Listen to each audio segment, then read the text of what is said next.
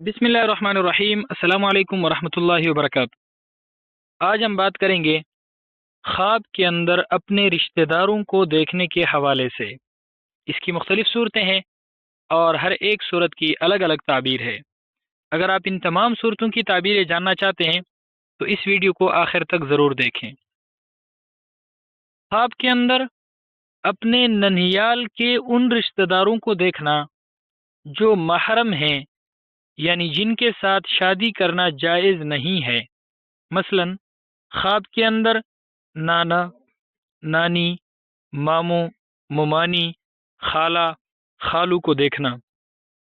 اس کی تعبیر یہ ہے کہ خواب دیکھنے والے شخص کا دل خوش ہوگا، یعنی دلی خوشی حاصل ہوگی، گناہوں سے توبہ کرے گا، پریشانی دور ہوگی، نیک نام بنے گا، فضول خرچی سے بچے گا۔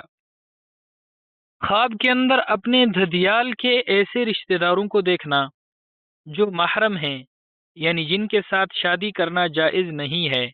مثلا دادا دادی، چچا چچی، پھپھو، بہن بھائی، بیٹا بیٹی وغیرہ کو دیکھنا۔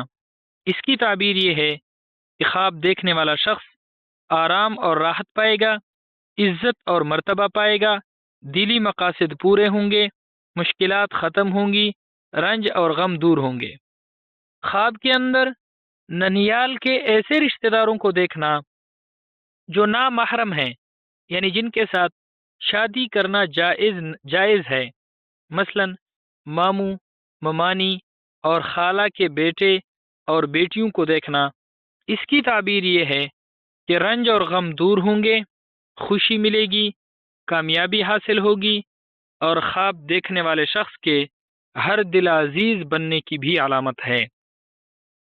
خواب کے اندر اپنے دھدیال کے ایسے رشتہ داروں کو دیکھنا جو نامحرم ہیں، یعنی جن کے ساتھ شادی کرنا جائز ہے۔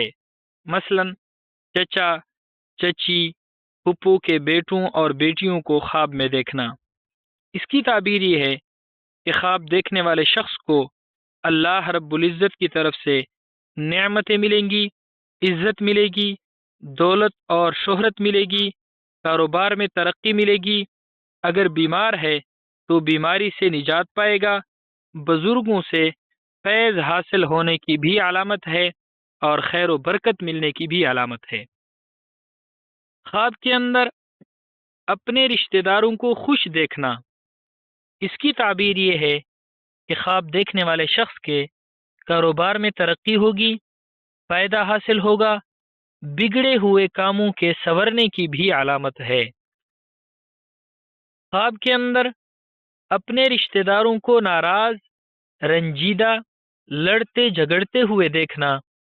اس کی تعبیر یہ ہے کہ خواب دیکھنے والا شخص تنگ دست ہوگا، خواب دیکھنے والا شخص پریشان ہوگا، خواب دیکھنے والے شخص کو دکھ، رنج، تکلیف اور مصیبتیں ملنے کی بھی علامت ہے۔